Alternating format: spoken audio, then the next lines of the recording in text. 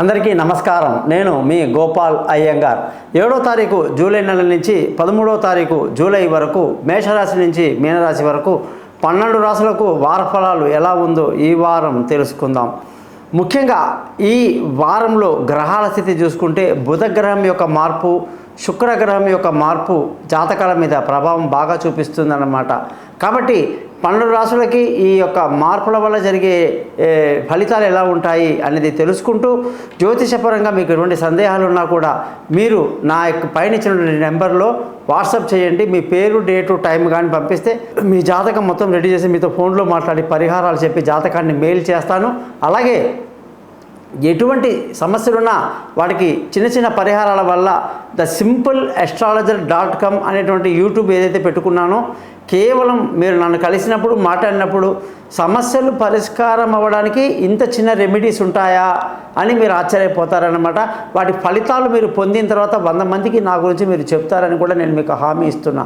మీరందరూ కూడా నా యొక్క ఈ ఛానల్ని సబ్స్క్రైబ్ చేయడం, మీ బంధువులకు, స్నేహితులకు చెప్పడం మర్చిపోకండి.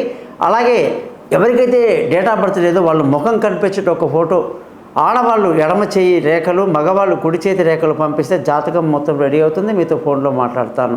ఇకపోతే ఈ వార గ్రహస్థితిలో కుజుడు మేషరాశిలో, గురువు వృషభ రాశిలో, సూర్యుడు మిథున రాశిలో, బుధ శుక్ర చంద్ర గ్రహాలు కర్కాటక రాశిలో, చంద్రుడు కర్కాటకం, సింహం, కన్యా రాశి వరకు ప్రయాణిస్తూ కన్యా రాశిలో కేతువు, అలాగే శని కుంభరాశిలో, రాహు వచ్చేసి మీన రాశిలో సంచరిస్తున్నారు.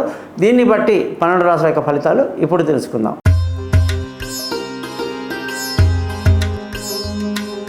కన్యా రాశి వాళ్ళందరికీ కూడా 7వ తారీఖు జూలై నుంచి 13 జూలై వరకు కానీ చూసుకుంటే ఈ రాశి వాళ్ళందరికీ ఈ వారం ఎంతో చక్కటి వాతావరణం కనిపిస్తూ ఉంది. బుధుడు ఏకాదశ స్థితిలోకి రావటం మీకు ఎంతో మానసిక ధైర్యాన్ని, మనోబలాన్ని పెంచుతూ ఉంది.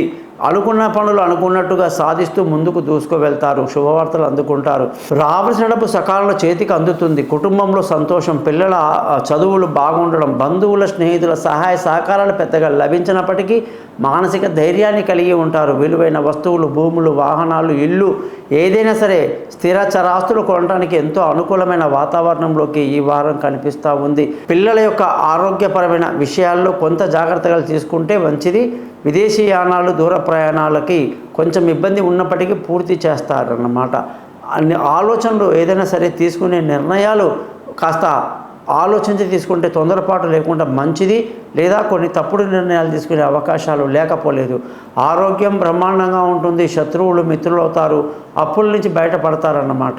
భార్యాభర్తల మధ్య చక్కటి సయోధ్య కలిగి సంతోషంగా ఆనందంగా ఈ వారమంతా మీరు గడుపుతారని చెప్పేసి మనం చెప్పాలి. పార్ట్నర్షిప్ బాగా కలిసి వస్తుంది. పెళ్ళి కాని వాళ్ళకు పెళ్ళి కుదురుతుంది. దూరంగా ఉన్న వాళ్ళు కలుసుకుంటారు.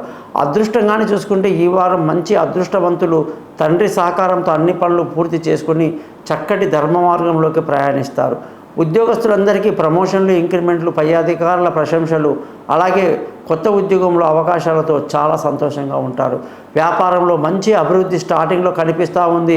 అలాగే మధ్యలో కొంత ఇబ్బందులు అయినప్పటికీ తర్వాత వారం చివరల్లో మంచి లాభాలతో ముగుస్తారని కూడా ఈ వారం ఈ కన్యారాశి వాళ్ళకు చెప్పడం జరిగింది. మరి కన్యారాశి వాళ్ళందరూ బుధవారాన్ని చాలా ముఖ్యమైన రోజుగా ఎంచుకొని వెంకటేశ్వర స్వామి గుడికి వెళ్ళి తలస్నానం చేసి దీక్షలు అంటే ఉపవాస దీక్షలు లాంటివి చేసుకొని చక్కటి విష్ణు సహస్రనామాలు చదువుకోవడం వల్ల ఎంతో మేలు కలిగిస్తుందని చెప్పచ్చు. చూశారు కదా, ఈ వారం మొత్తం కూడా మీకు ఏ విధంగా ఉందో చెప్పాను. మీరందరూ కూడా ఈ వార ఫలాన్ని యాక్సెప్ట్ చేస్తూ బంధువులకు, స్నేహితులకు నా గురించి తెలియజేస్తూ మీ జాతకాలు తెలుసుకోవటానికి కోసం తప్పకుండా నాకు పైన ఇచ్చిన నెంబర్లో నన్ను కాంటాక్ట్ చేస్తారని ఆశిస్తూ మీ అందరికీ అనేక శుభాలు కలగాలని తెలియజేస్తూ thesimple.astrologer.comని సబ్స్క్రైబ్ చేస్తారని, మీ బంధువులకు తెలియజేస్తారని ఆశిస్తూ మీ నుంచి సెలవు తీసుకుంటున్నాను. సర్వే జన సుఖినో భవంతు.